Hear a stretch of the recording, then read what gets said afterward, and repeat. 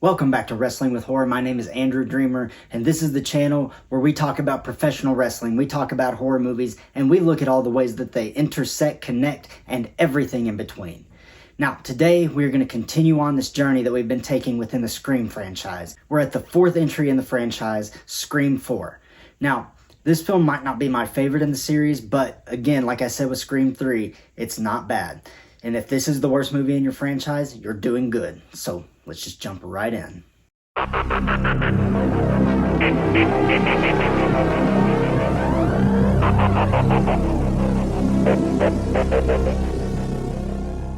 So when Scream 2022 came out, it was considered to be a requel in the vein of Halloween 2018, where you're bringing back legacy characters, going back to do something different, introducing new characters and new stories within the old universe. But if you really think about it, Scream 4 itself is a requel. It's bringing back the legacy characters. You've got Dewey, Sidney, Gale all coming back, but you also have these new characters coming in with Kirby and Jill and Jill's boyfriend who has no personality whatsoever, and all their other friends. Basically, the whole point of Scream 4 is to avert your expectations and do something completely against the grain and the complete opposite of what you expect. Now, whether this is really successful is up for debate. My contention is that it is mostly successful, but in some pretty obvious ways. So I guess really, maybe it wasn't all that successful. But nonetheless, let's just get right into the plot of this movie. This movie starts with two girls sitting on a couch watching a movie. Now, we don't know who these people are. We don't know what anything is. And then eventually they get attacked by Ghostface, where it's a fake out and they're actually watching Stab 6. Now, we know who these actresses are playing these characters. And basically the same thing happens. And then you have one of the girls stabbing the other one a couple times and killing her. And it's another fake out when we get to the true opening of this movie. And again, they're watching a movie within a movie, and it's just, the whole theme of this thing is to do something that has never been done, to do the opposite of what you expect.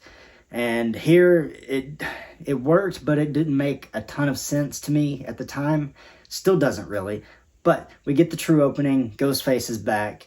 Now, let's catch up with the rest of our characters.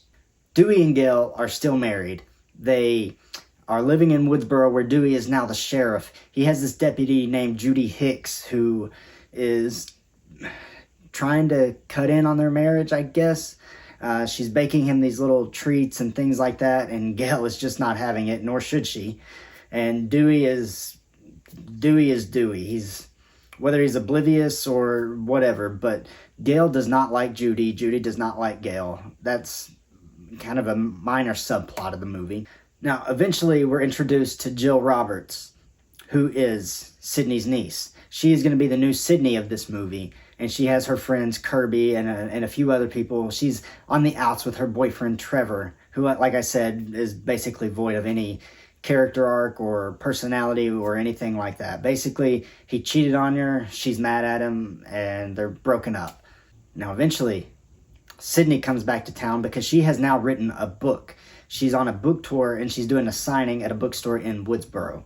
And Gale, maybe understandably so, is jealous of Sidney because she's now living this small-town life with her husband, the sheriff, and she misses that publicity of being a reporter and writing and finding new things, as we see when she can't think of anything to write. She's trying to write a fiction, and she just can't get anything on the page.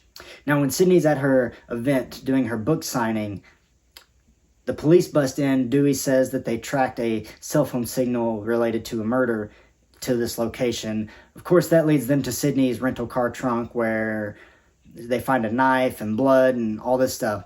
Now, Sidney's she has to stay there. She has to, once again, be immersed in these killings and relive all of this stuff that's already happened to her 3 times at this point. Throughout the movie, people die. Some of Jill's friends get killed. Sidney sees herself in Jill, and she starts suspecting people.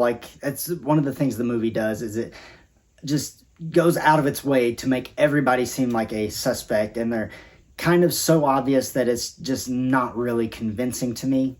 especially like the moment when Judy Hicks walks out of the shadows to confront Sidney saying, "You didn't notice me in high school, but I noticed you." Like, what? That doesn't make sense. It's weird. Same thing with Sidney, or not Sidney, I'm sorry, Jill's boyfriend, Trevor. He sneaks into her bedroom just like Billy did in the original Scream.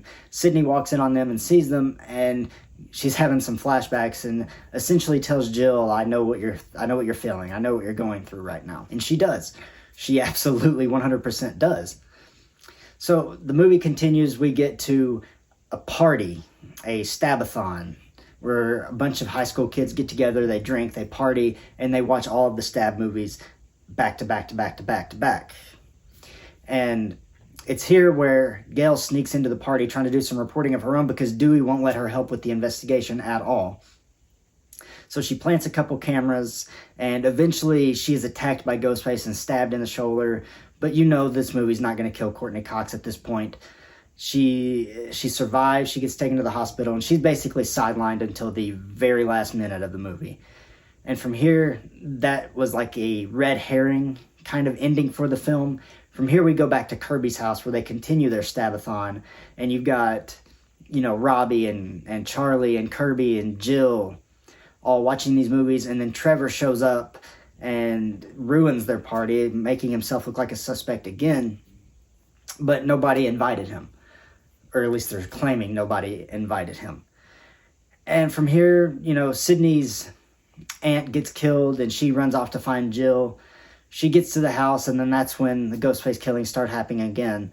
Robbie is killed outside on the front porch when the front door opens, and he's killed there. He tries to fend off Ghostface, but his new rule doesn't really work there.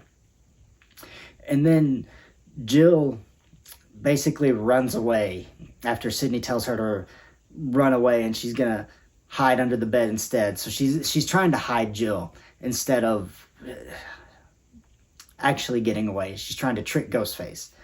But as we'll talk about in a minute, that doesn't really work. From here, Sidney goes downstairs with Kirby, where they see Charlie tied up outside, and Sidney's like, if you can't trust him, do not let him in. And next thing you know, Charlie's tied up, and Ghostface calls, and she gives her the trivia stuff like he did Casey Becker in the original. Kirby runs down a list of horror remakes and believes that she got it right because she can't possibly think of any other horror remakes. She named pretty much every single one. So hats off to Kirby for knowing that much horror trivia. But from there, she goes outside. She tries to untie Charlie, and then Charlie stabs her. Now, at the time, we all thought that Kirby was dead. We didn't want her to be dead, and Wes Craven even said that she was a potential survivor. But when Wes Craven passed away, those plans were pretty much shelved.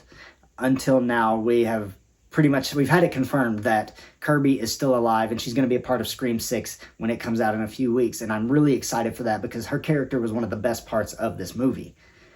But she's out. And now we know that Charlie is one of the killers, so he takes Sidney upstairs. And that's when the other killer pops out and reveals herself to be Jill.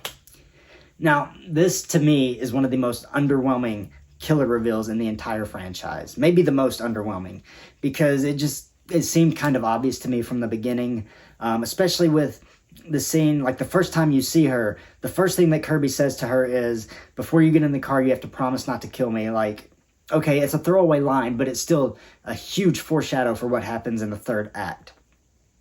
Now, here's where we get to one of the best parts of the entire movie, where she does something that no killer has ever done.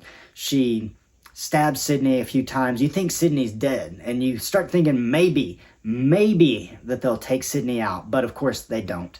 But while Sidney's out for the count, she just beats the crap out of herself. She throws herself into these pictures through a glass table. She stabs herself in the shoulder. She rips some of her hair out with Trevor's hand after he's killed.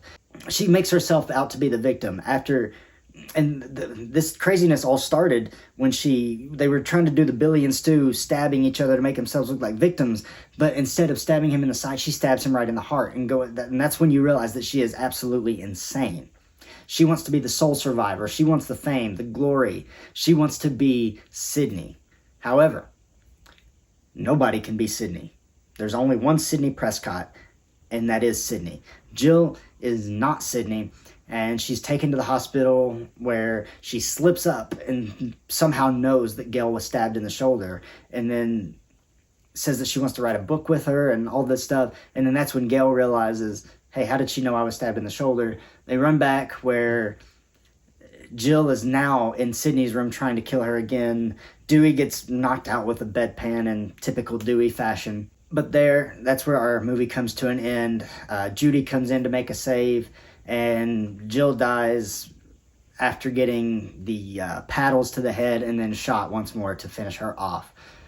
And that's where this movie ends. And next week, we'll talk about the Scream 2022. But like I said, the main things that I liked about this movie were that third act with Jill taking that beating herself. I thought she did a really good job. I thought the filmmakers did a really good job. I thought that was an interesting idea to put into this film. It maybe didn't work completely, but it was still something really cool that we haven't really seen before. Some negatives about this movie are the reveal of Jill. I thought it was really obvious. Maybe some people didn't, and if you were genuinely shocked by that ending, I'm glad. I'm 100% glad, and I'm happy that you had that experience with it, but I just didn't. It didn't shock me. I was expecting it. The clothing choices and everything kind of just paralleled the original movie, like the blue plaid shirt that Jill was wearing in the third act, the clothes that Trevor had on matched Sidney's father, and just things like that. Everything lined up in an exact parallel to the original movie. Throughout the movie, there's a lot of goofiness. The two cops stationed outside of Jill's house, I don't know, that whole sequence is just kind of goofy to me. I know that Wes Craven wrote the scene with Perkins getting stabbed in the head and then waddling around for a little while. I know he wrote that off a real thing, like a real story, but it's still a little goofy to me. It doesn't fit what my idea of this movie should have been. And again, that's just my opinion on it. I could be completely wrong. It's an opinion, you know. And something that always bothered me in this movie was that we never got to hear Red Right Hand. That song is played in every single Scream movie except for this one, and I'm not really sure why they couldn't get the license for it or the rights for it. I don't know. I'm sure there was a reason behind it, but I wish that we could have heard that somewhere in here. As far as what I liked about this movie, like I said, that third act I thought it was a pretty good third act aside from the reveal. The opening scene, I'm kind of mixed on, you know, it wasn't bad. It accomplished what it needed to accomplish, and it set up the rest of the movie in a pretty decent way. So I enjoyed that. Also, I like the aspect of Sidney being a protector in this one more than a target. Like, yes, she's the main target at the end, but at the same time, throughout the entire movie, she's just trying to protect her niece and her niece's friends and the rest of her family. That's her goal here.